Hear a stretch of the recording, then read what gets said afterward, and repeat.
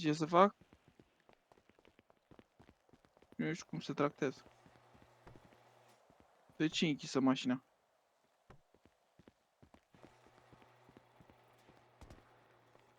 Stai că iau alta, de unde pana mea e? Trebuie să iau platformă, nu?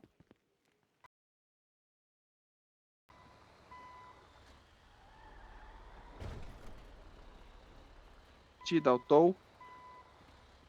Stai că trebuie să am DL-ul activat. Tow 0.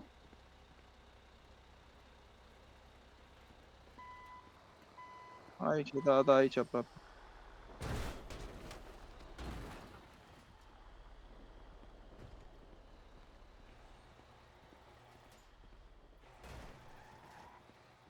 Ia uite mă, frate, n-am loc.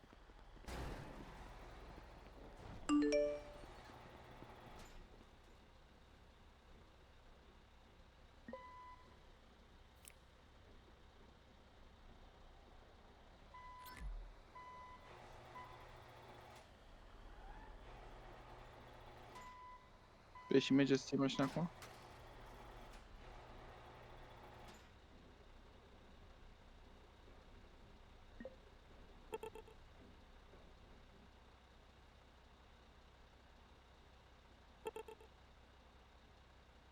De nu poți să plătești amenda acum ar veni. Ok, raportează și lasă filmarea acolo.